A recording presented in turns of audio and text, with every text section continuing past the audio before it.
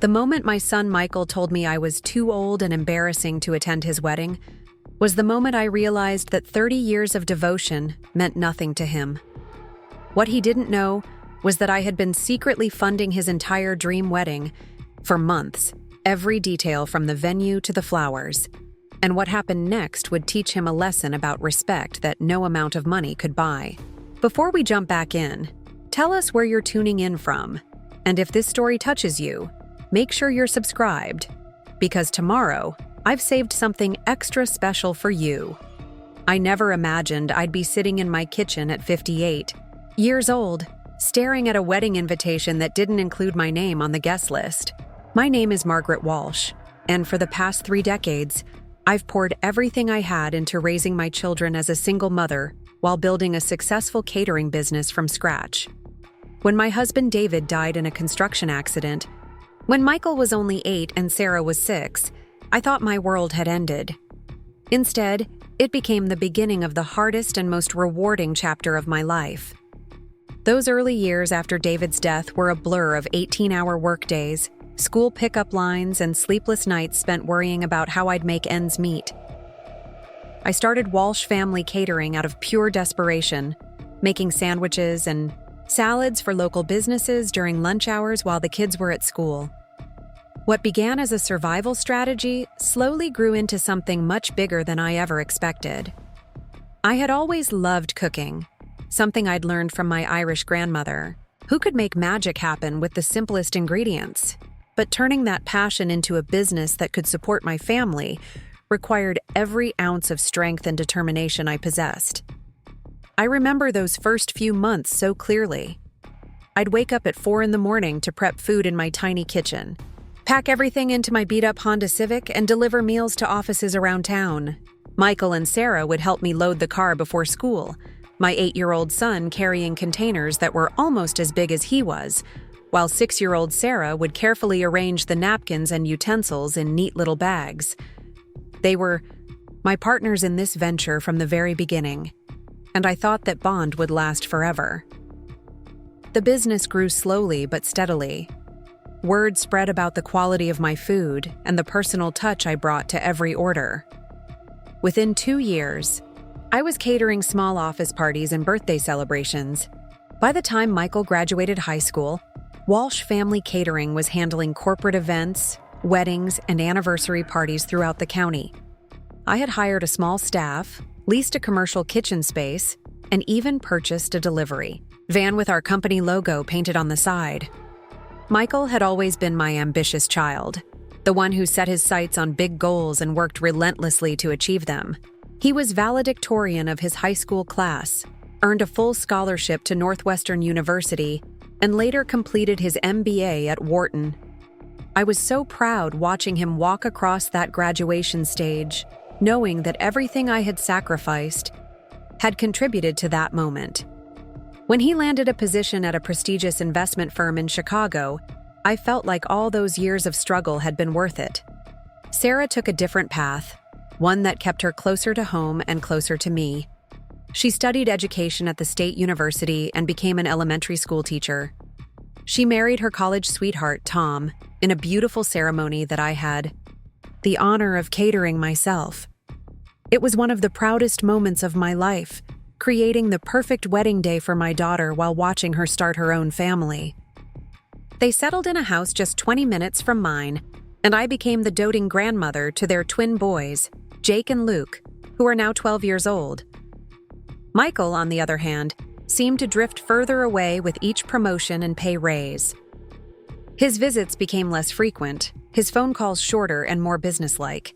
When he started dating Victoria Pemberton 3 years ago, I knew immediately that she came from a world I didn't understand. Victoria was the daughter of a prominent Chicago family, her father a federal judge and her mother a socialite who chaired various charity boards. The first time Michael brought her home for Thanksgiving, I could see her taking inventory of my modest 2-story house, mentally cataloging everything she found lacking. I tried to connect with Victoria, I really did. I shared stories about Michael's childhood, showed her photo albums, and even taught her how to make his favorite Irish stew recipe. But there was always a polite distance in her responses, a carefully maintained smile that never quite reached her eyes.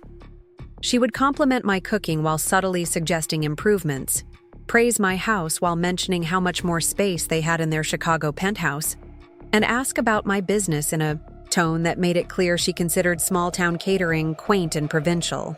Michael seemed oblivious to these undercurrents, or perhaps he chose to ignore them.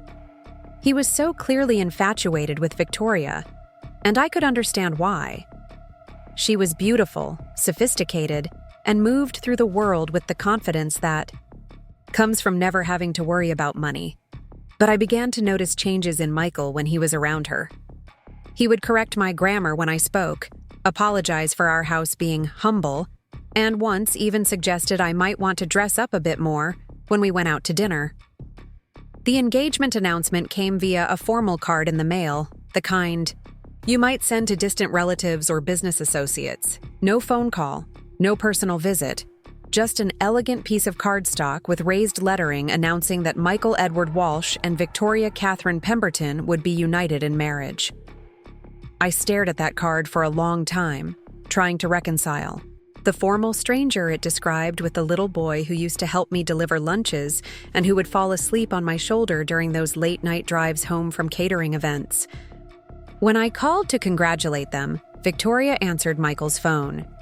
She thanked me politely and explained that they were incredibly busy with wedding planning. She mentioned that they had hired Wellington and Associates, one of Chicago's most exclusive wedding planning firms, and that everything was being handled by professionals. When I asked if there was anything I could do to help, she assured me that they had everything under control, but appreciated the offer. That conversation left me feeling strangely hollow. This was my son's wedding, the celebration of the most important day of his life, and I was being treated like a peripheral acquaintance rather than his mother. I decided to take matters into my own hands, not in an intrusive way, but as a gesture of love that I hoped would bridge the growing gap between us. I started by doing what I did best: research. I spent hours online learning about the venues, vendors, and traditions that defined high-end Chicago weddings. I studied photography portfolios, read reviews of florists and musicians, and familiarized myself with the social customs of Victoria's world. If I was going to contribute to this wedding, I wanted to do it in a way that would make Michael proud and perhaps earn Victoria's respect.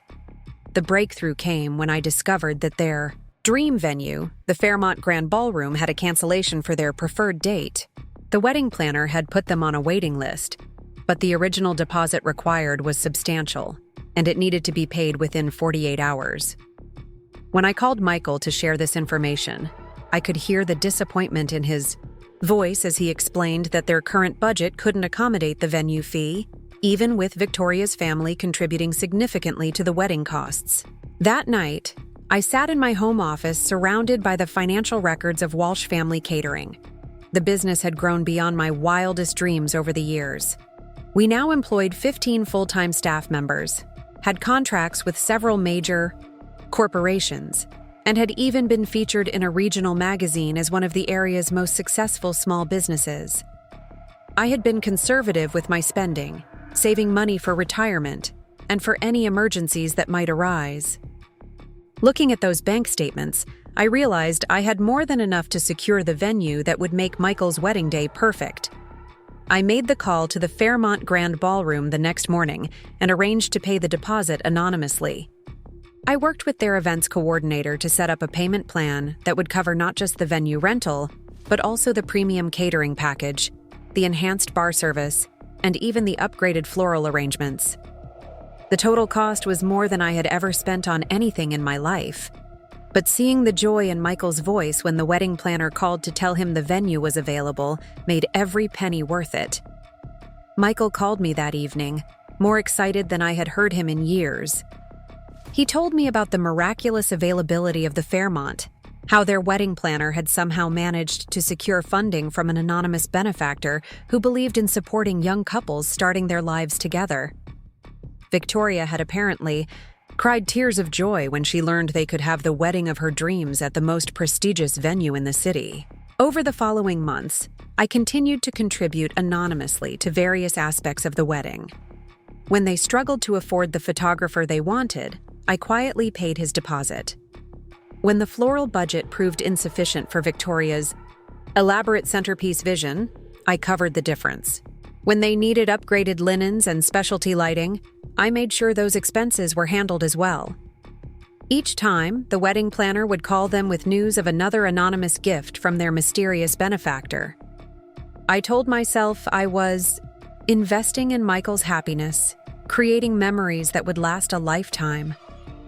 I imagined how grateful he would be when I eventually revealed my role in making his dream wedding possible.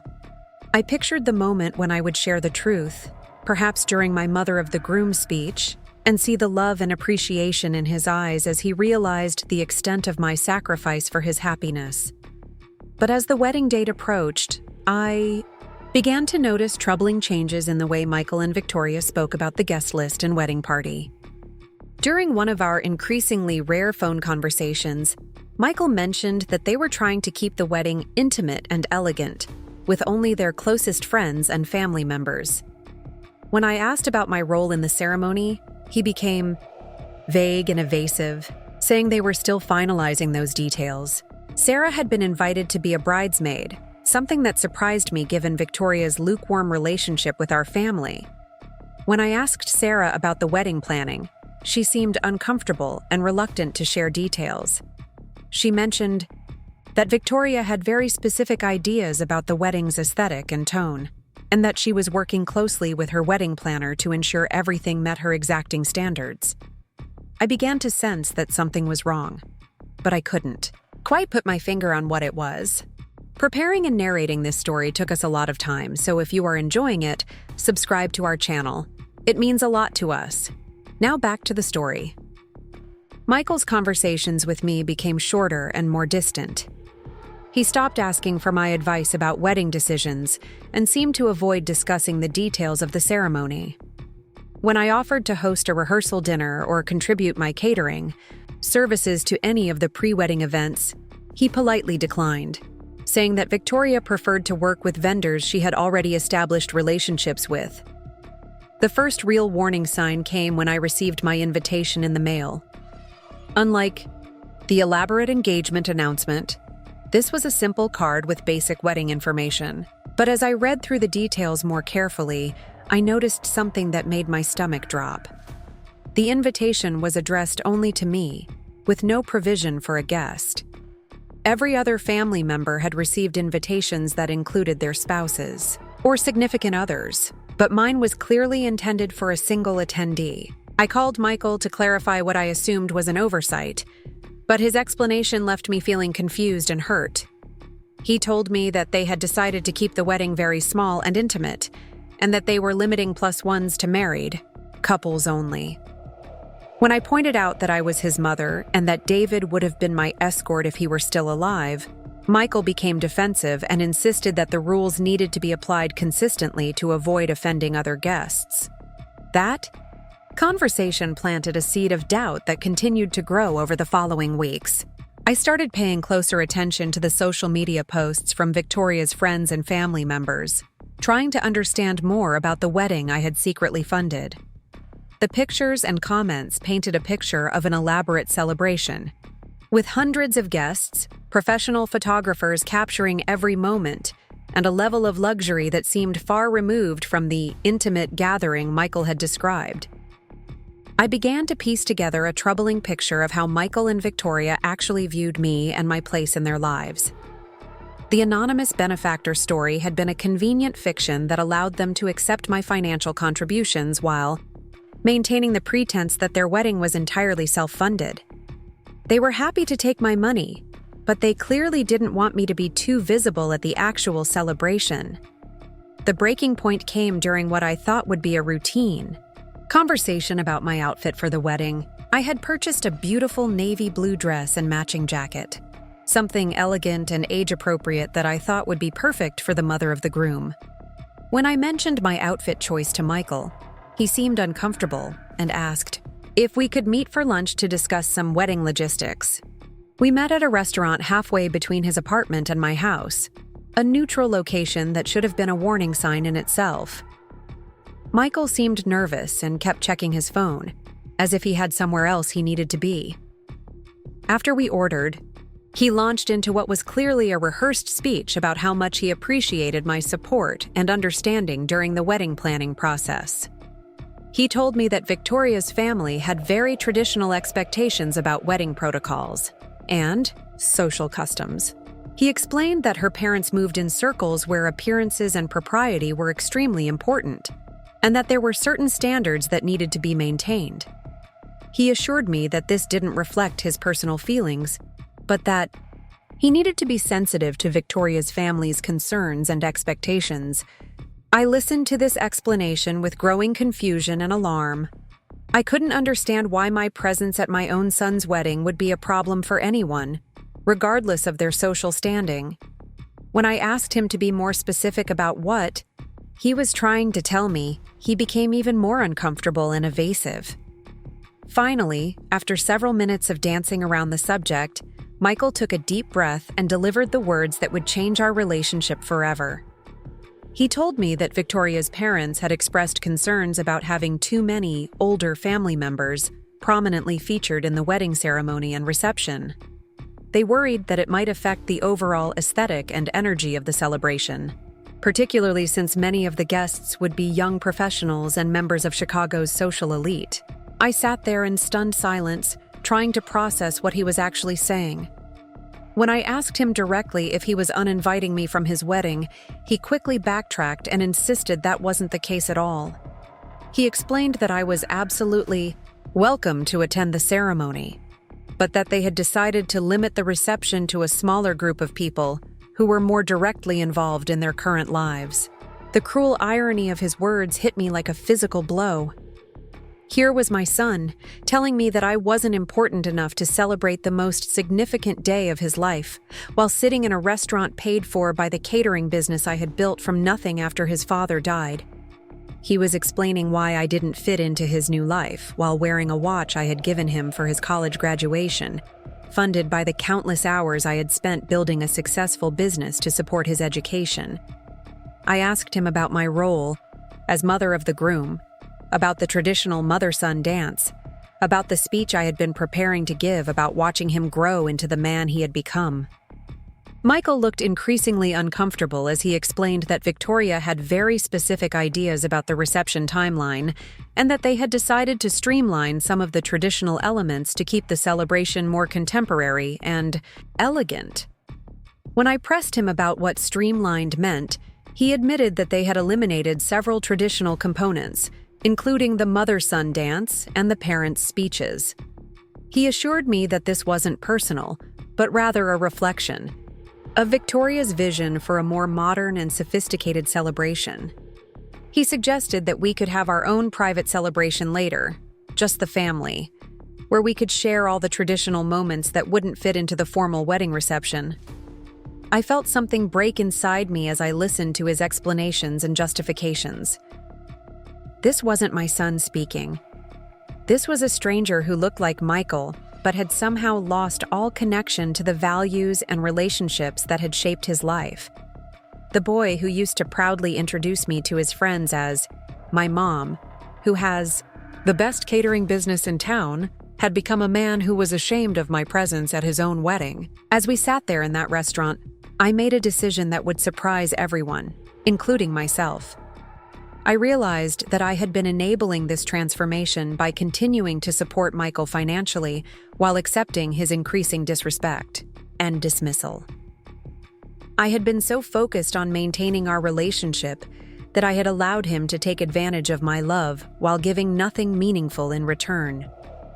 I looked at my son, this man I had raised and sacrificed for, and saw clearly what he had become. He was willing to accept my money anonymously while publicly distancing himself from me. He valued Victoria's family's approval more than his own mother's feelings. He had convinced himself that his behavior was justified because it served his ambitions and desires. That night, I went home and pulled out all the documentation related to my anonymous contributions to Michael's wedding. I had copies of every payment, every contract, every upgrade and enhancement I had secretly funded. The total amount was staggering, representing not just money, but years of hard work and sacrifice. I had essentially paid for his entire dream wedding while he planned to exclude me from the celebration. I sat in my kitchen, the same kitchen where I had started Walsh Family Catering 30 years ago, and made the most difficult decision of my life. If Michael wanted to exclude his older family members from his sophisticated celebration, then he could do it without my financial support. If I wasn't worthy of being treated as the mother of the groom, then he didn't deserve to benefit from my generosity. I picked up the phone and called the Fairmont Grand Ballroom. When the events coordinator answered, I identified myself as the anonymous benefactor who had been funding the Walsh Pemberton wedding. I explained that due to unforeseen circumstances, I needed to cancel all of my contributions and withdraw my financial support for the event. The coordinator was shocked and concerned, explaining that the wedding was only 6 weeks away and that canceling the payments would likely result in the venue cancellation and the loss of all the premium services I had arranged. I listened to her concerns with a calm that surprised me, and then I told her exactly what I wanted her to do. I instructed her to call Michael and Victoria immediately and explain that their anonymous benefactor had withdrawn support for the wedding. All deposits would be refunded, but they would need to secure new funding within 48 hours, or lose the venue and all associated services. I specifically requested that she not reveal my identity, but simply explain that the benefactor had reconsidered their decision based on new information about the couple's values and priorities. After I hung up the phone, I sat in the quiet of my kitchen and felt a strange sense of peace wash over me. For the first time in months, I had taken action that reflected my own worth and dignity rather than simply accommodating Michael's wishes. I had stopped enabling his disrespectful behavior and forced him to face the consequences of his choices. I knew that the next few hours would bring chaos and crisis as Michael and Victoria scrambled to save their dream wedding. I knew that Michael would eventually figure out that I had been the mysterious benefactor, and that this revelation would fundamentally change our relationship. But for the first time since this whole wedding process began, I felt like I was acting with integrity and self-respect. The phone started ringing within an hour. Michael called first, his voice tight with panic as he explained that there had been some kind of mistake with their wedding funding. Their mysterious benefactor had apparently withdrawn support, and they were facing the loss of everything they had planned. He asked if I knew anyone with connections in Chicago who might be able to help them secure emergency funding or find an alternative venue on short notice. I listened to his desperation with a mixture of sadness and satisfaction. This was the wine, son who had told me I was too old and embarrassing to fully participate in his wedding, now calling to ask for my help in saving it. I told him honestly that I didn't have any connections in Chicago's high society wedding world, and that I couldn't think of anyone who would be able to step in with such short notice. Victoria called next, and for the first time since I had known her, the polished veneer cracked completely. She was crying as she explained the catastrophe that had befallen their wedding plans. She told me that her parents were mortified by the situation, and that her mother was making frantic calls to everyone she knew trying to find someone who could save the celebration. Victoria asked if I thought Michael might have somehow offended their anonymous benefactor, and whether there was anything I could suggest to repair the damage. I found myself in the strange position of comforting the woman who had facilitated my exclusion from my own son's wedding. I told Victoria that I was sorry they were going through this crisis, but that I really didn't have any insight into why someone would withdraw their support so suddenly. I suggested that perhaps the benefactor had simply overextended themselves financially or had experienced some kind of personal emergency that required them to redirect their resources. Sarah called that evening, having heard about the wedding crisis from Michael. She was confused and concerned, trying to understand how something like this could happen so close to the wedding date. When she asked if I had any theories about what might have gone wrong, I simply told her that sometimes people's priorities change, and that perhaps the anonymous benefactor had decided to support a cause that was more aligned with their values. Over the next few days, I watched from a distance as Michael and Victoria's perfect wedding plans crumbled around them. They managed to secure a much smaller venue at a local hotel, but had to drastically reduce their guest list and eliminate most of the luxury elements they had planned. The professional photographer was replaced with someone much less experienced. The elaborate floral arrangements were scaled back to simple centerpieces, and the premium catering was downgraded to a basic hotel package. Michael called me several times during this period, and I could hear the stress and desperation in his voice. He complained about how unfair it was that their mysterious benefactor had abandoned them without explanation. He expressed frustration that all their careful planning had been destroyed by someone else's whims. At no point during these conversations did he seem to connect the dots between his treatment of me and the sudden withdrawal of support for his wedding. I began to realize that Michael truly didn't understand the connection between his actions and their consequences. He had become so accustomed to taking my support for granted that it never occurred to him that I might be the source of his anonymous funding.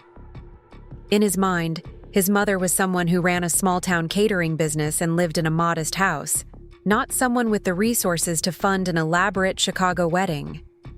This disconnect revealed something profound about how Michael viewed me and my capabilities.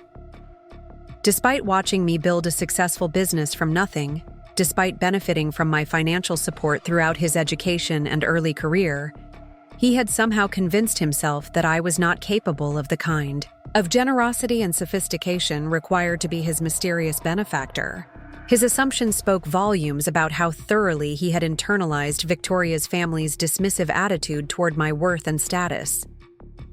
As the scaled-back wedding date approached, I found myself grappling with complex emotions about my decision. Part of me felt satisfied that Michael was finally experiencing consequences for his behavior, but another part of me grieved for the relationship we had lost and the celebration that could have been. I thought about David, about how proud he would have been to see Michael get married, and how heartbroken he would have been to witness the distance that had grown between his son and the woman who had sacrificed everything to raise him. I also thought about the irony of the situation I had created. In trying to teach Michael a lesson about respect and appreciation, I had also deprived myself of the joy of contributing to his wedding day. I had wanted to give him the perfect celebration as an expression of my love, but his rejection of my place in that celebration had turned my gift into a weapon. The money I had planned to spend on his happiness had instead become a tool for teaching him about the consequences of taking love for granted. The night before the wedding, I received an unexpected call from Victoria. She was no longer crying, but her voice carried a weariness that I had never heard before. She told me that the stress of the wedding crisis had forced her to examine some uncomfortable truths about her relationship with Michael and her family's influence on their decisions. She said that she had begun to realize how poorly they had treated me throughout the wedding planning process, and that she wanted to apologize for her role in excluding me from important parts of the celebration. Victoria's apology surprised me with its apparent sincerity. She admitted that her parents' concerns about older family members had been inappropriate and hurtful, and that she should have stood up to them instead of going along with their prejudices. She said that watching Michael's panic over the funding crisis had made her see how much he took his family's support for granted, and that this had raised questions about the kind of marriage they were building together. She asked if I would consider attending both the ceremony and the reception, explaining that she had spoken with Michael about restoring all the traditional elements they had originally planned to eliminate. She wanted to include the mother-son dance, and had even arranged for me to give a speech during the reception dinner. Victoria said that she realized how important these traditions were, not just for the families involved, but for the couple themselves. I listened to Victoria's invitation with mixed feelings. On one hand, I was touched by her apparent recognition of how badly I had been treated and her desire to make amends. On the other hand, I couldn't help but notice that this change of heart had coincided with their financial crisis and the loss of their dream wedding. I wondered whether Victoria's newfound appreciation for family traditions was genuine, or whether it was simply a desperate attempt to salvage something meaningful from the wreckage of their original plans. As I prepared for bed that night, I realized that the next day would mark a turning point in my relationship with Michael, regardless of what I decided to do. Whether I attended his wedding or stayed away, whether I revealed my role as the anonymous benefactor or kept it secret, our relationship would never be the same. The innocent love and trust that had once defined our bond had been broken by his willingness to prioritize social status over family loyalty, and by my decision to use financial leverage to force a confrontation about respect and appreciation. I thought about the 8-year-old boy who had helped me load catering containers into our old Honda Civic, and I wondered how we had arrived at this point where love had become conditional and support had become transactional. I thought about all the sacrifices I had made over the years, all the ways I had put Michael's needs ahead of my own, and I realized that perhaps I had contributed to this problem by never teaching him that relationships require mutual respect and appreciation. The wedding day dawned crisp and clear, with the kind of autumn sunshine that makes everything look golden and perfect. I stood in my bedroom, looking at the navy blue dress I had purchased for what I had imagined would be one of the proudest days of my life. Instead, it had become a symbol of everything that had gone wrong between Michael and me, a reminder of how completely I had been excluded from his vision of his perfect day. I still had a choice to make about whether to attend, but I realized that my real decision had already been made the moment I withdrew my financial support for Michael's wedding.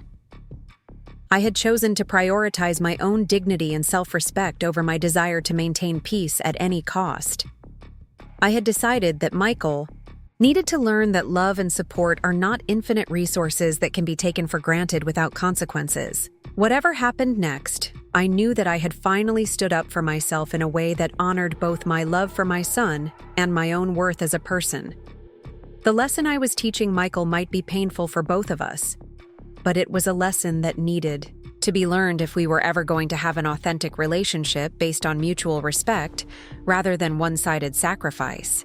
The morning after Michael's wedding brought an unexpected silence that felt heavier than any noise. I sat in my kitchen with my coffee, watching the sunrise through the same window where I had planned countless catering menus and dreamed of my children's futures. My phone lay quiet on the counter, a stark contrast to the frantic calls and messages that had consumed the previous weeks. I had made my choice the night before. Instead of attending Michael's scaled-down wedding at the modest hotel venue, I had spent the evening at home, tending to my garden and reflecting on 30 years of single motherhood. The navy blue dress still hung in my closet, tags attached, a symbol of expectations that would never be fulfilled.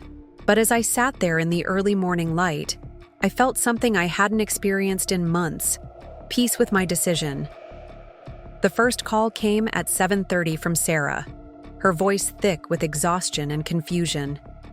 She had attended the wedding, as planned, serving as Victoria's bridesmaid despite her own reservations about how I had been treated. Through her tearful account, I learned that the simplified ceremony had been beautiful in its own way, but that the reception had been marked by an underlying tension that no amount of elegant decorations could disguise. Sarah told me that Michael had kept checking his phone throughout the evening, as if expecting some kind of important news or last-minute rescue. Victoria's parents had maintained their polished smiles, but Sarah could see the strain around their eyes as they surveyed the dramatically reduced guest list and modest venue. The absence of the grand celebration they had originally planned hung over the entire event like a shadow, despite everyone's efforts to maintain a festive atmosphere. But what struck Sarah most profoundly was the moment during the reception, when the band leader announced that it was time for the traditional mother-son dance. Michael had looked around the room with a bewildered expression, as if suddenly realizing that his mother wasn't there to share this milestone moment with him. Sarah watched as the realization dawned on his face that he had arranged his perfect wedding in a way that excluded the very person who had shaped his entire life. The dance floor remained empty for several awkward minutes, while Michael stood, frozen, apparently grappling with the reality of what he had created. Victoria eventually stepped in to break the uncomfortable silence, suggesting they skip the traditional dances and move directly to the open dancing portion of the evening. But Sarah said the damage was done. The absence of that fundamental connection between mother and son had created a void that colored the rest of the celebration. As Sarah recounted these details, I felt a complex mixture of sadness and vindication. I had not wanted to hurt Michael or ruin his wedding day, but I had needed him to understand that relationships require presence and respect, not just financial support from the shadows. The empty dance floor had become a powerful symbol of what happens when we take the most important people in our lives for granted. After Sarah hung up, I spent the morning walking through my house, really seeing it for the first time in months. This modest 2-story home had been the foundation of everything I had built after David's death. Every room held memories of raising my children, building my business, and creating a life of meaning and purpose despite overwhelming challenges.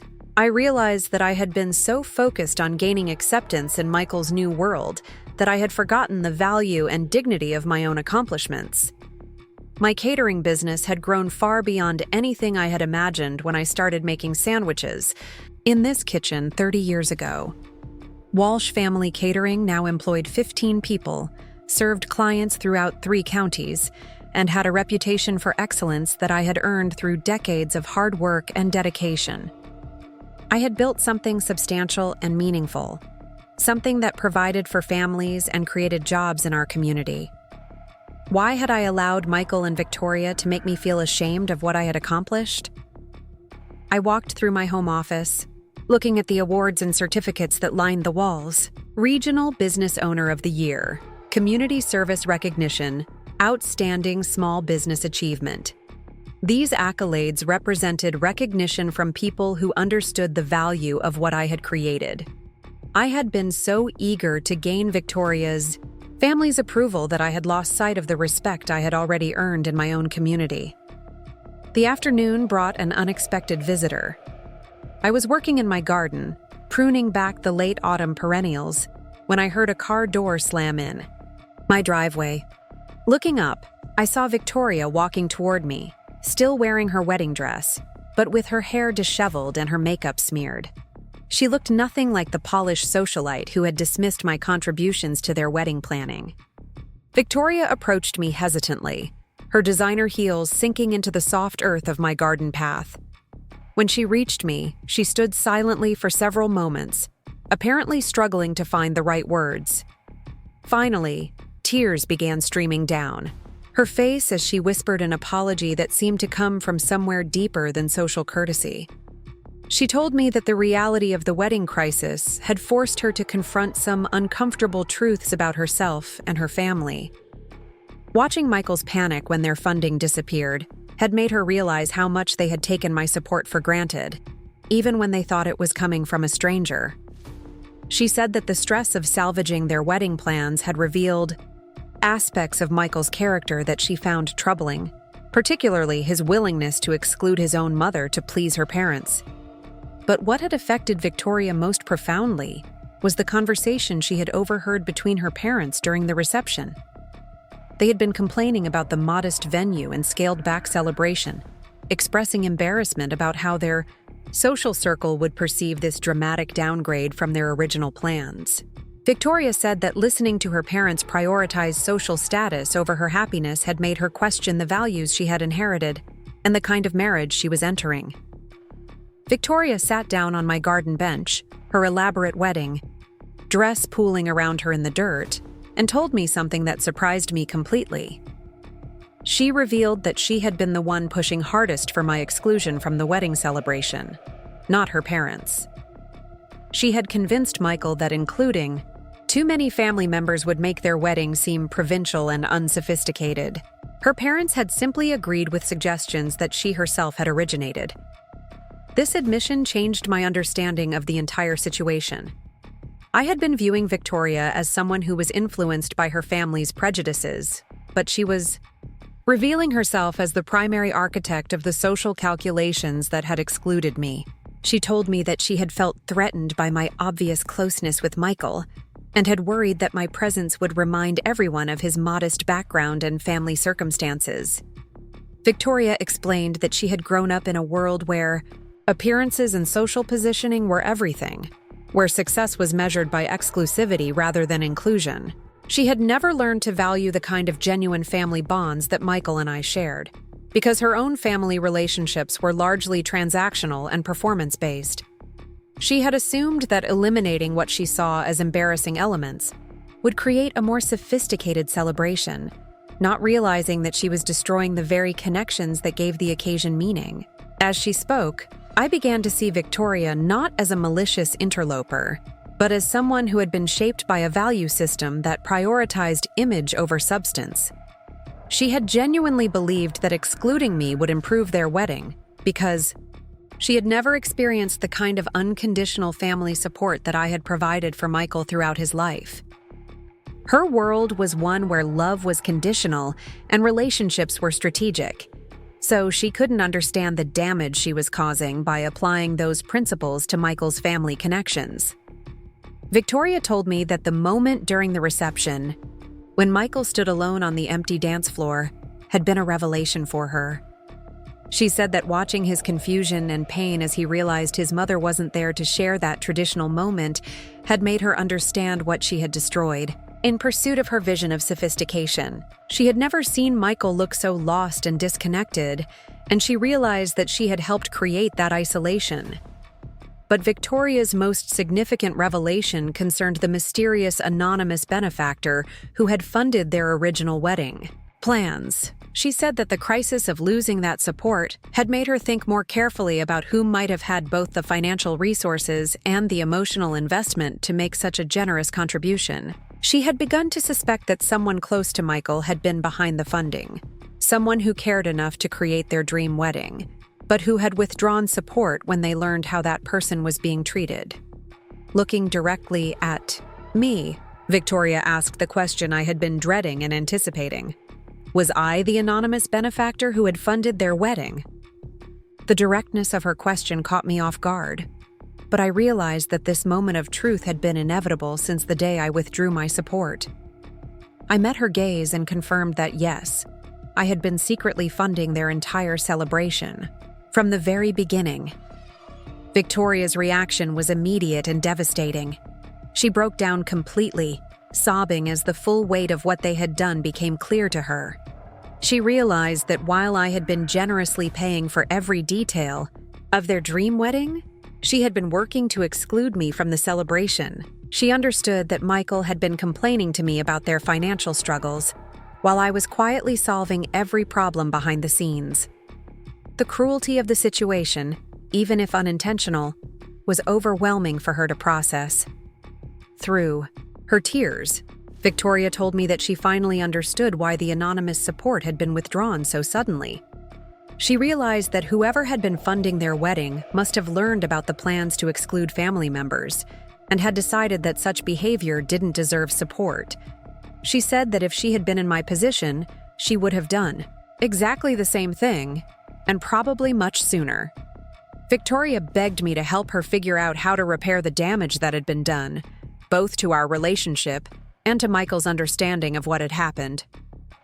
She said that she wanted to tell Michael the truth about my role in funding their original wedding plans, and she wanted to work with me to rebuild the family connections that her misguided social ambitions had damaged.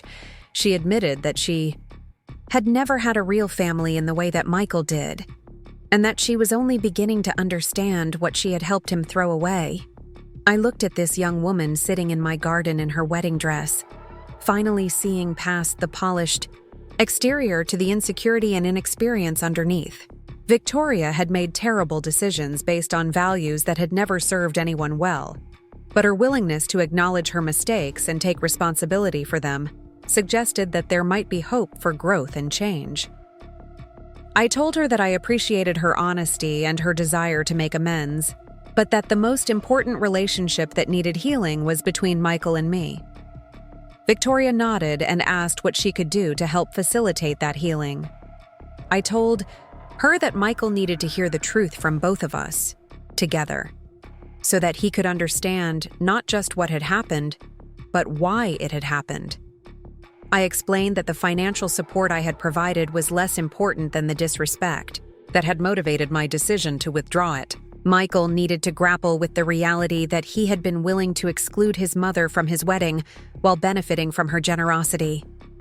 We agreed that Victoria would talk to Michael immediately and arrange for the three of us to meet the following day. She would tell him about our conversation and prepare him for some difficult truths about the wedding funding and his treatment of family members. I made it clear that I wasn't interested in punishment or ongoing conflict, but that any future relationship would need to be based on mutual respect and genuine appreciation rather than one-sided sacrifice. Victoria left my garden looking very different from when she had arrived. The confident socialite had been replaced by a young woman who was beginning to understand the real costs of the values she had inherited. I watched her drive away and felt cautiously optimistic that perhaps something meaningful could emerge from this painful situation. That evening, I received a call from Michael that was unlike any conversation we had shared in years. His voice was shaky and uncertain as he told me that Victoria had shared some disturbing information about their wedding planning and my role in funding their celebration. He said that he was struggling to process everything he had learned and that he needed to see me as soon as possible to understand what had really been happening over the past several months. For the first time since the engagement announcement, Michael sounded like the son I remembered, rather than the ambitious stranger he had become. The polish and confidence that had characterized his recent communications had been replaced by confusion and what sounded like genuine remorse. He asked if he could come to see me the next morning, and I agreed, feeling nervous about the conversation that would finally bring everything into the open. The next day dawned gray and overcast, matching the somber mood that hung over our planned meeting. Michael arrived at my house at exactly 10 o'clock, accompanied by Victoria, who looked pale and exhausted. They sat across from me in my living room, the same room where Michael had played with toy trucks as a child, and where I had helped him with homework throughout his school years. The contrast between those innocent memories and the tension of our current situation was striking. Michael began by apologizing for his behavior over the past several months, though I could tell he still didn't fully understand the scope of what had happened. He said that Victoria had told him about my anonymous funding of their wedding, and that he was shocked and grateful to learn about my generosity. But his apology focused primarily on not recognizing my contribution rather than on the deeper issues of respect and inclusion that had motivated my actions. I realized that Michael still didn't grasp the fundamental problem with how he had treated me. He was thinking in terms of financial transactions and missed opportunities rather than understanding the emotional betrayal that had driven my decision. I needed to help him see that the money was secondary to the relationship dynamics that had made his behavior so hurtful and unacceptable. I began by asking Michael to describe his vision of the perfect wedding and his ideal guest list. As he talked about his dreams for the celebration, I asked him to consider who had been included and who had been excluded, and why those decisions had been made. Gradually, I guided him toward recognizing that his plans had systematically marginalized the very people who had supported him throughout his life in favor of impressing people who barely knew him. Michael began to understand that his wedding plans had reflected values that prioritized social status over genuine relationships. He realized that he had been willing to exclude his own mother to create an impression of sophistication for people whose approval was based on superficial criteria. As this awareness dawned on him, I could see the shame and regret building in his expression.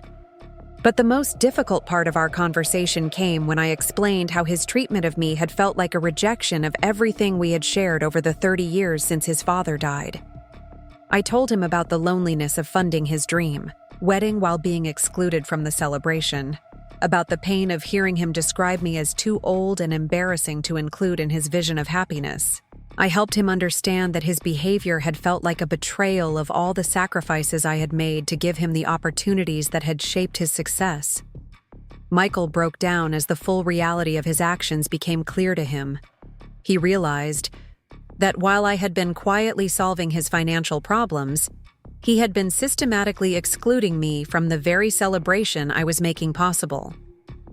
He understood that his willingness to prioritize Victoria's family's prejudices over his own mother's feelings had revealed something troubling about his character and values.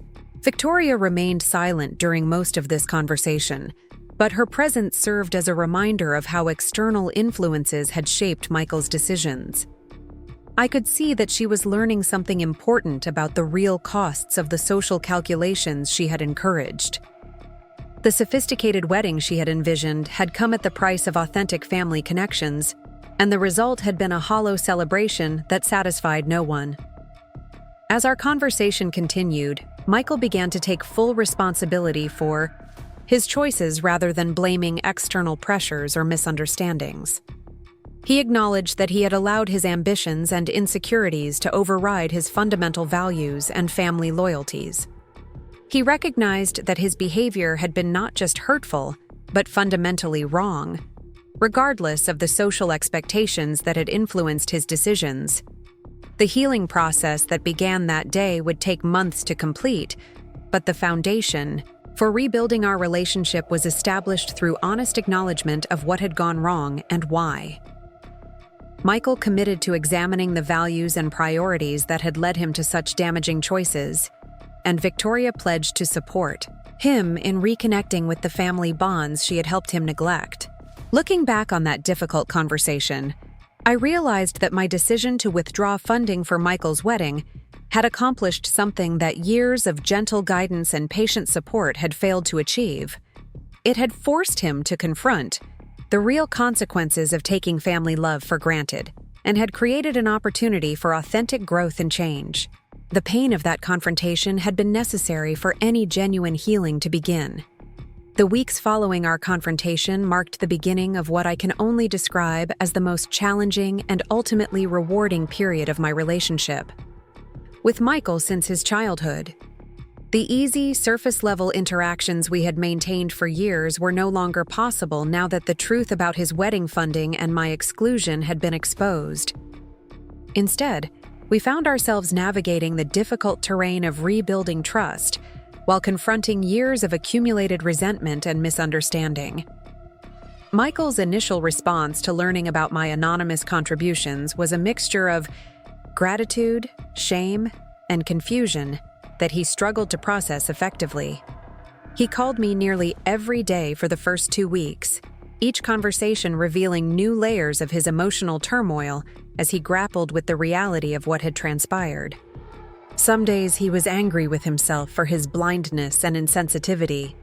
Other days he seemed angry with me for not revealing my involvement sooner, as if my secrecy had somehow contributed to the problem. I found these conversations exhausting but necessary.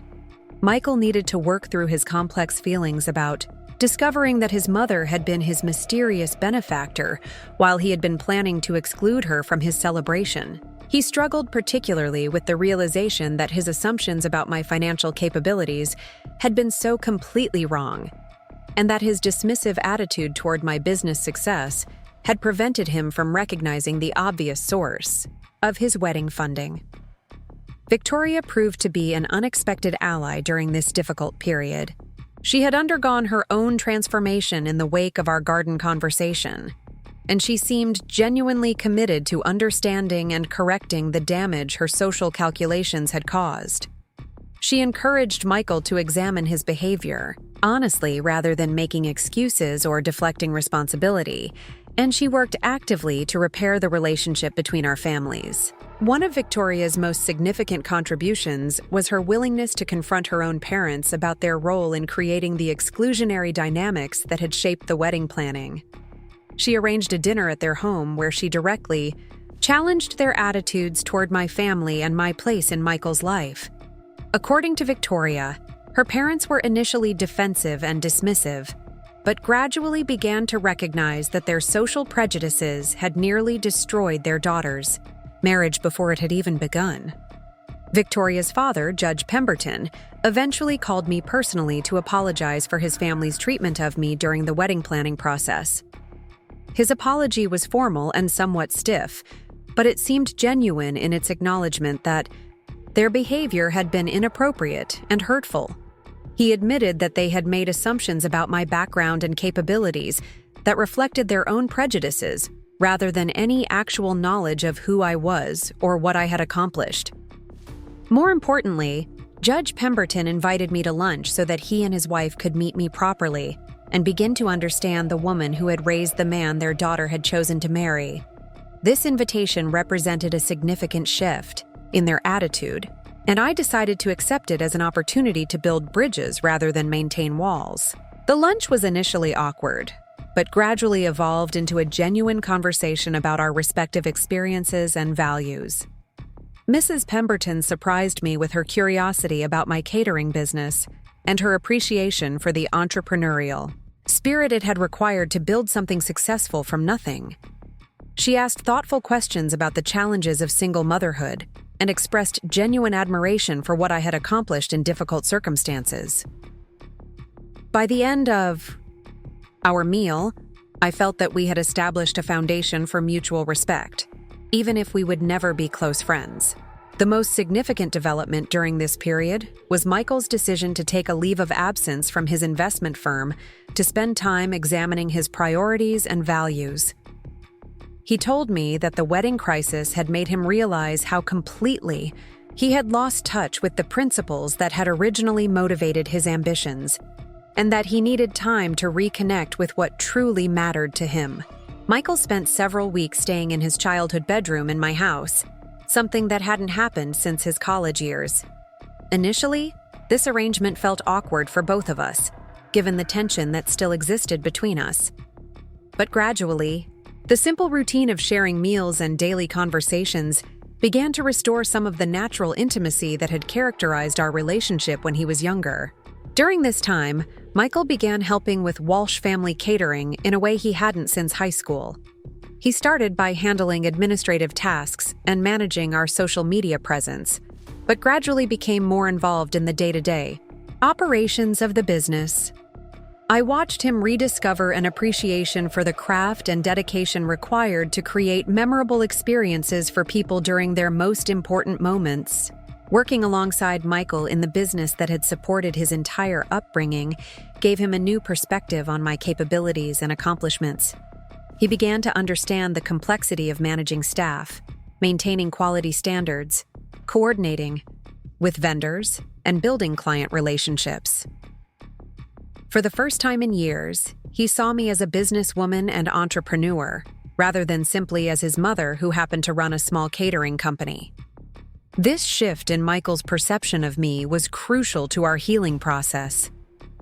He began to recognize that his dismissive attitude toward my work had been both inaccurate and disrespectful, and that his assumptions about my financial limitations had prevented him from appreciating the scope of what I had built.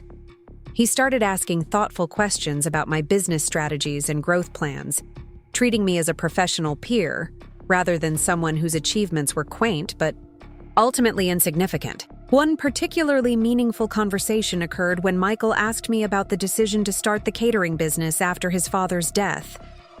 I shared details about those early years that I had never discussed with him before, explaining the fear and uncertainty I had faced while trying to support our family with no business experience or financial safety net.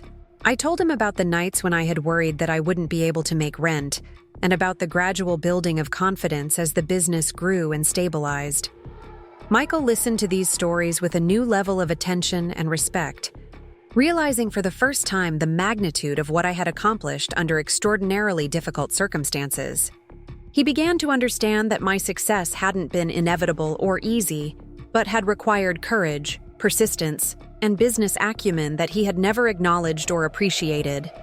This recognition became a foundation for rebuilding our relationship on more equal terms. Victoria also spent considerable time at my house during this period, often joining us for dinner or helping with catering events when her schedule permitted. I watched her gradually shed the polished persona that had initially defined our interactions, revealing someone who was more genuine and thoughtful than I had originally realized.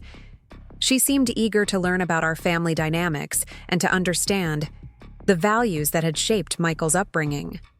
One evening, Victoria asked me about my relationship with David and how his death had affected our family. This conversation opened up memories and emotions that I rarely shared, but Victoria's sincere interest encouraged me to be more open about that difficult period of our lives. I told her about David's dreams for our children and his pride in the values we were trying to instill in them. I shared how his death had forced me to become both mother and father, provider and nurturer, disciplinarian and comfort. Victoria's response to these stories revealed a vulnerability I hadn't seen before. She told me that she had never witnessed the kind of unconditional family support that I had provided for Michael and Sarah, and that she was only beginning to understand what that meant for building a marriage and eventually raising children. She said that her own family relationships had always been conditional and performance-based, and that she was trying to learn how to love and be loved without constant calculation of social or financial advantage. This conversation marked a turning point in my relationship with Victoria. I began to see her not as the interloper who had corrupted my son's values, but as someone who was genuinely trying to grow beyond the limitations of her upbringing. Her willingness to examine her own behavior and make changes suggested that she might become a positive influence in Michael's life rather than a destructive one. The holiday season brought an opportunity to test these developing relationships under circumstances that had traditionally been important to our family. I had always hosted Thanksgiving and Christmas celebrations at my house, gathering both my children and their families for meals that I prepared and served with love and pride. This year's celebrations would be the first since the wedding crisis, and I wasn't sure what to expect from Michael and Victoria's participation. Michael asked if he could take responsibility for planning and preparing our Thanksgiving dinner, using the skills he had been developing while working with the catering business. I agreed, curious to see how he would approach this traditionally maternal role and whether he would be able to create the kind of warm, welcoming atmosphere that had always characterized our family gatherings. Michael threw himself into the Thanksgiving preparations with an intensity and attention to detail that surprised everyone. He researched traditional recipes, coordinated with local suppliers for the finest ingredients, and spent days preparing elements of the meal that could be made in advance. But more importantly, he seemed to understand that the significance of the occasion lay not in culinary perfection, but in creating an atmosphere of gratitude and connection. When Sarah and her family arrived for Thanksgiving dinner, they were amazed by the transformation in Michael's attitude and behavior. He greeted his nephews with genuine enthusiasm, spent time asking about their school activities and interests, and seemed fully present in a way that had been missing during his recent visits. Sarah later told me that she felt like she was seeing her real brother again for the first time in years. Victoria's participation in our Thanksgiving celebration was tentative, but sincere. She clearly felt uncertain about her place in our family dynamics, but she made genuine efforts to connect with Sarah and the boys. She asked thoughtful questions about their lives and interests, and she seemed genuinely interested in understanding the traditions and values that had shaped our family culture. The most meaningful moment of the Thanksgiving celebration came when Michael stood to make a toast before our meal. He spoke about gratitude in terms that were both personal and profound, acknowledging the sacrifices that had been made for his benefit, and expressing appreciation for the love and support he had received throughout his life. He looked directly at me as he spoke about the importance of family bonds and the danger of taking those connections for granted. Michael's toast included a public acknowledgement of my role in funding his wedding and an apology for the way he had treated me during that process. He told Sarah and her family about my anonymous contributions and about the exclusionary plans that had motivated my decision to withdraw support. This revelation was difficult for everyone to process, but Michael's willingness to share the full truth publicly demonstrated his commitment to transparency and accountability. The weeks following Thanksgiving brought continued progress in rebuilding our relationships, but also new challenges as we navigated the practical implications of the changes we were all making. Michael's leave of absence from his investment firm had been intended as a temporary break, but his time working with my catering business had sparked interests and passions that he hadn't expected. He began to question whether returning to his corporate position was really what he wanted for his future. Victoria faced her own professional crossroads as she considered how to integrate her new understanding of family values with her established career in public relations. She had built her professional reputation on managing images and crafting narratives for high-profile clients, but her recent experiences had made her question whether this work was meaningful or fulfilling. She began exploring opportunities to use her skills in ways that might contribute more positively to community development and family-focused initiatives. These parallel journeys of professional redirection brought Michael and Victoria closer, together, while also strengthening their connections to our extended family. They began to see their marriage not just as a romantic partnership, but as the foundation for building the kind of family culture they wanted to create for their own future children. This shift in perspective influenced all their decisions, from where they wanted to live to how they wanted to spend their time and resources. One particularly significant development was Michael's proposal that we explore opportunities to expand Walsh Family Catering in ways that would allow him to take on a larger role in the business. He had identified several areas where his business, education, and professional experience could contribute to growth and development, while maintaining the family-centered values that had always defined our approach to serving clients. Michael's interest in joining the family business full-time represented a complete reversal from his previous attitude toward my work. Instead of viewing the catering company as a quaint small-town enterprise that he had outgrown, he began to see it as a meaningful business with potential for expansion and innovation. He developed detailed plans for new service offerings, marketing strategies, and operational improvements that demonstrated both his business acumen and his genuine respect for what I had built. I found myself cautiously optimistic about the possibility of working with Michael in a professional capacity, but I also knew that such an arrangement would require careful negotiation of roles and responsibilities. We would need to establish clear boundaries between our family relationship and our business partnership, ensuring that neither domain negatively affected the other. The success of such a collaboration would depend on Michael's ability to respect my leadership and experience while contributing his own skills and perspectives. Victoria supported Michael's interest in joining the family business, recognizing that it represented not just a career change, but a recommitment to the values and relationships that had been damaged during their wedding planning. She began developing her own ideas about how her public relations expertise might contribute to the business's growth, particularly in areas like community engagement and brand development. The winter months provided time for all of us to reflect on the dramatic changes that had occurred since the previous autumn. The crisis that had begun with Michael's announcement about my exclusion from his wedding reception had evolved into an opportunity for growth and renewal that none of us had anticipated.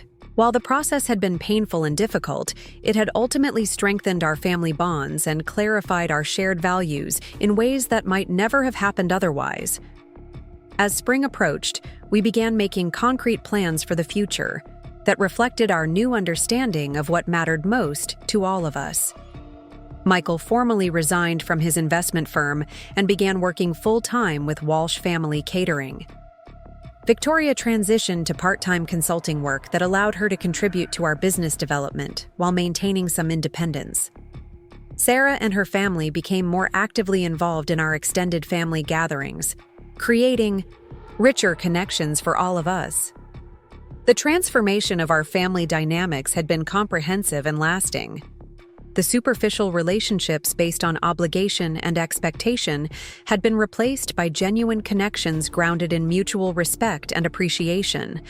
Michael's crisis of values had catalyzed changes that benefited everyone involved, creating a foundation for the kind of family culture we all wanted to sustain and develop further.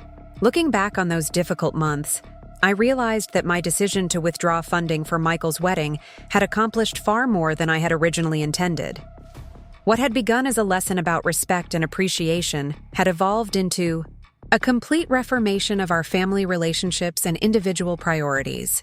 The pain of that confrontation had been necessary for authentic healing and growth to occur, and the results had exceeded my most optimistic expectations for what might be possible. 2 years after the wedding that changed everything, I found myself standing in the kitchen of our newly expanded catering facility, watching Michael coordinate a team of 12 staff members as they prepared for the largest event in Walsh Family Catering's history. The transformation in both my son and our business had exceeded every expectation I had dared to harbor during those dark months when our relationship seemed irreparably damaged. The expansion had been Michael's vision, but it reflected values and priorities that honored everything I had built over 3 decades. Instead of abandoning the personal touch and community focus that had defined our approach, the growth had amplified these qualities while introducing efficiencies and innovations that enhanced our ability to serve clients during their most meaningful moments. We now employed 32 people, operated from a state-of-the-art facility, and maintained waiting lists for our services during peak seasons. Michael had proven himself to be not just a capable business partner, but a thoughtful leader who understood that success in our industry required more than financial acumen.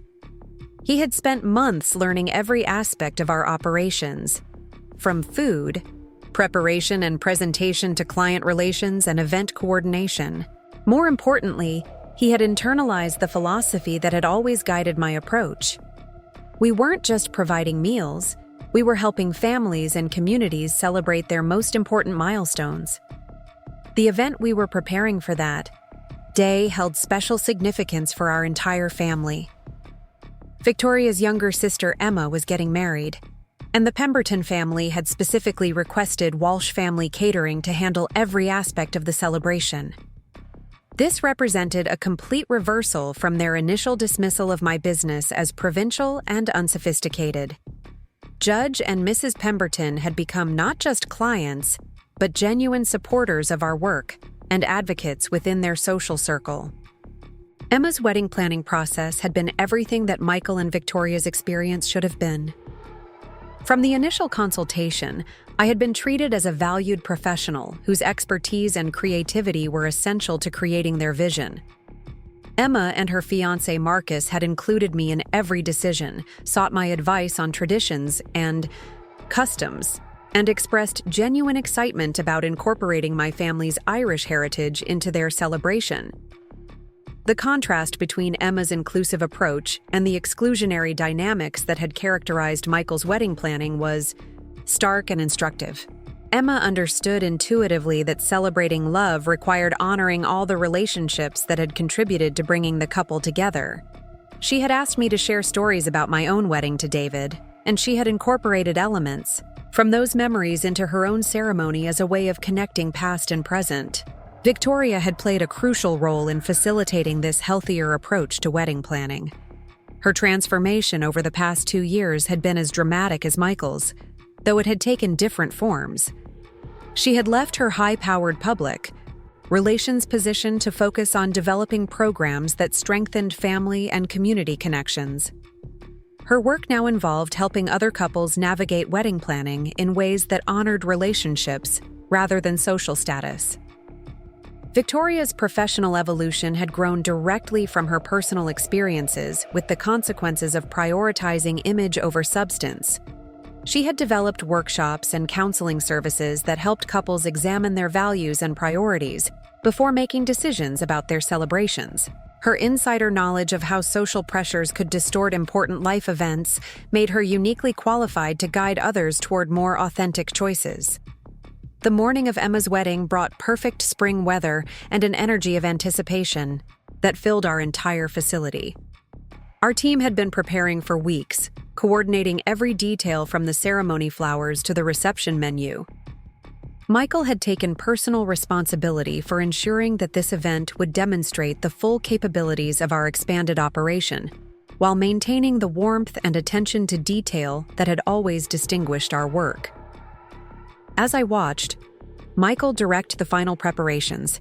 I was struck by how completely he had embraced not just the business aspects of our work, but the deeper mission of serving families during their most significant moments. He moved through the kitchen and prep areas with confidence and authority, but also with genuine care for both our staff and our clients. The ambitious corporate executive had evolved into a thoughtful entrepreneur who understood that success meant creating value for everyone involved. Sarah arrived early that morning to help with last-minute preparations, bringing Jake and Luke with her to assist with simple tasks and observe the organized chaos of professional event coordination. My grandsons had become regular fixtures at our events, learning about hospitality and service while spending time with their uncle and grandmother. Their presence added an element of family continuity that enriched every celebration we catered. Watching 3 generations of our family work together to create memorable experiences for other families filled me with a satisfaction that went far beyond financial success or professional recognition. We had built something that honored David's memory while creating opportunities for our children and grandchildren to understand the dignity and purpose that could be found in serving others during their most important moments. Emma's ceremony took place in the gardens of her family's estate, with our team providing seamless coordination that allowed the focus to remain on the spiritual and emotional significance of the occasion. Victoria had worked closely with Emma to design rituals that honored both families' traditions while reflecting the couple's own values and beliefs. The result was a celebration that felt both elegant and authentic, sophisticated and warmly personal. During the reception, I had the honor of being introduced not just as the caterer, but as a family friend whose guidance and expertise had contributed to creating the perfect day. Judge Pemberton spoke publicly about his respect for my business and his appreciation for the way our family had welcomed his daughter into our circle. His words represented a complete transformation from the social calculations that had once defined his family's approach to relationships. Michael's speech during the reception focused on the importance of building marriages that strengthened rather than strained family connections. He spoke about lessons learned from his own wedding experience, acknowledging the mistakes he had made and expressing gratitude for the forgiveness and support that had allowed growth and healing. His words carried weight because everyone present knew the story of his journey from exclusionary thinking to inclusive values. Victoria's contribution to the evening was equally meaningful, though more subtle. She had coordinated every aspect of the celebration to ensure that all family members felt valued and included, from elderly grandparents to youngest cousins. Her attention to relationship dynamics and her commitment to honoring everyone's contributions created an atmosphere of genuine warmth that enhanced every element of the event. The success of Emma's wedding represented more than just another satisfied client or another demonstration of our professional capabilities. It symbolized the complete transformation of our family's approach to relationships and celebrations. Where Michael's wedding had nearly torn us apart through exclusion and social calculation, Emma's celebration had brought us together through inclusion and authentic appreciation.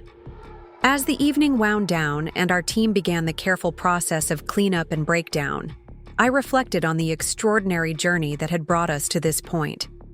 The crisis that had begun with Michael's announcement about my exclusion from his wedding reception had evolved into an opportunity for growth that had benefited everyone involved. The pain of that confrontation had been necessary for authentic healing to occur. The months following Emma's wedding brought new opportunities and challenges as Walsh Family Catering continued to expand its reputation and capabilities. Word of our work had spread throughout the region, attracting clients who valued our combination of professional excellence and personal attention. We had developed waiting lists for popular dates and had begun receiving inquiries from couples planning destination weddings who wanted to bring our services to venues throughout the region. Michael's leadership had been instrumental in managing this growth while maintaining the values and standards that had always defined our approach. He had implemented systems and procedures that allowed us to handle larger events and more complex coordination challenges without losing the personal touch that distinguished our work. His business education had proven invaluable in areas like financial planning and strategic development, while his newfound appreciation for family relationships had guided his approach to staff management and client service. Victoria's contributions had been equally important, though less visible to outside observers.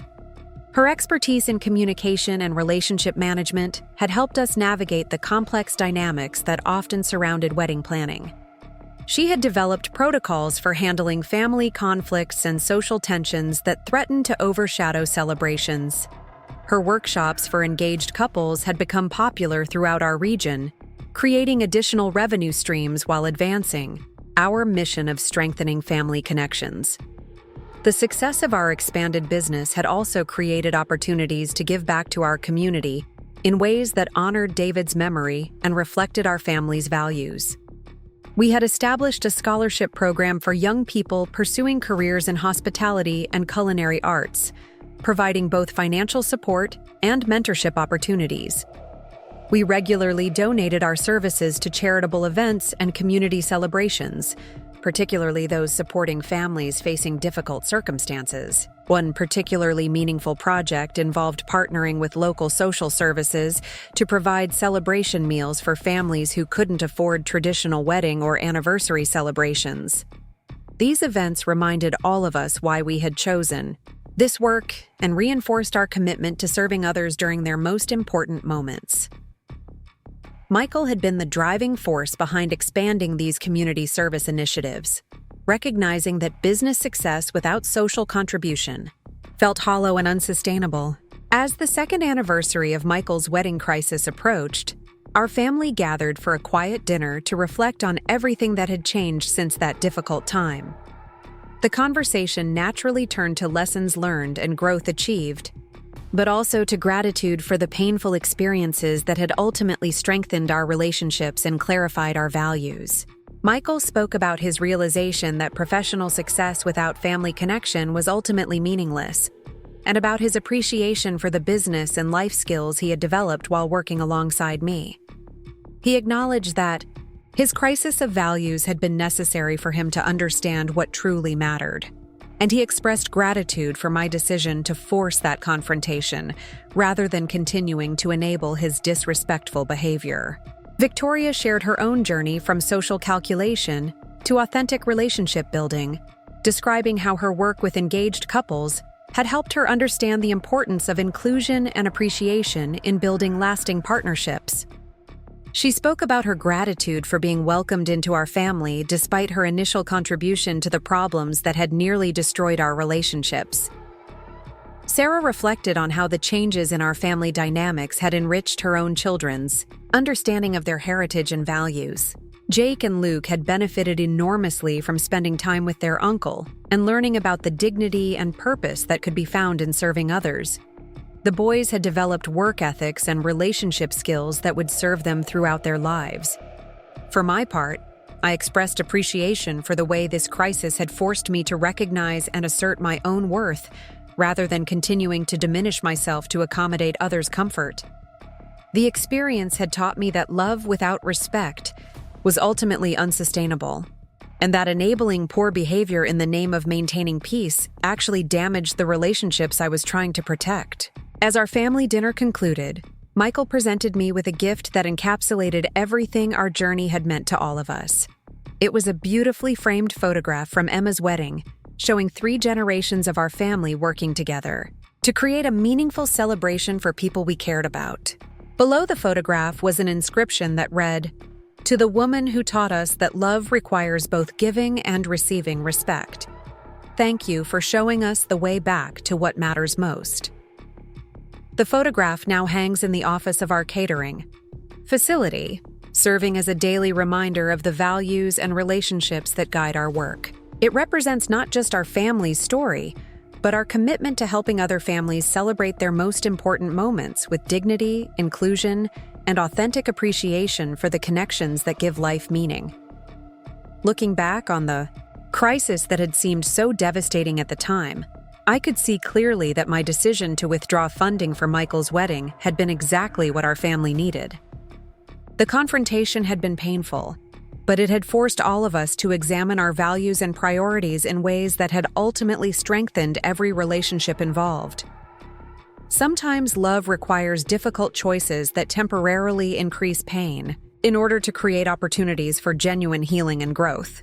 The success of Walsh Family Catering's expansion represented more than professional achievement. It symbolized the power of authentic relationships to create value that extends far beyond individual families. Our work now touched hundreds of families each year, helping them celebrate their most meaningful moments while building the kind of community connections that strengthen society as a whole. Michael's transformation from an ambitious executive who was ashamed of his family background to a thoughtful entrepreneur who honored his heritage while building something meaningful for the future demonstrated the possibility of redemption and growth at any stage of life. His journey had required courage to confront uncomfortable truths about himself, but the results had exceeded everyone's expectations for what might be possible. Victoria's evolution from someone who calculated relationships based on social advantage to someone who dedicated her professional life to strengthening family connections showed that change was possible even for those whose behavior had been most damaging. Her willingness to examine her own contributions to our family's problems and to work actively to repair the damage had been essential to our collective healing. As I stood in our expanded facility, watching the next generation of our family prepare for another celebration of love and commitment, I felt a deep satisfaction that went beyond any professional recognition or financial success I had ever achieved. We had built something that honored the past while creating opportunities for the future, something that served individual families while strengthening community bonds. The crisis that had begun with a son telling his mother she was too old and embarrassing for his wedding had evolved into a story of redemption, growth, and the power of love that demands respect. Sometimes the most devastating betrayals create opportunities for the most meaningful transformations, and sometimes the courage to enforce boundaries becomes the foundation for stronger, more authentic relationships than had ever existed before. Up next, you've got 2 more standout stories right on your screen. If this one hit the mark, you won't want to pass these up. Just click and check them out.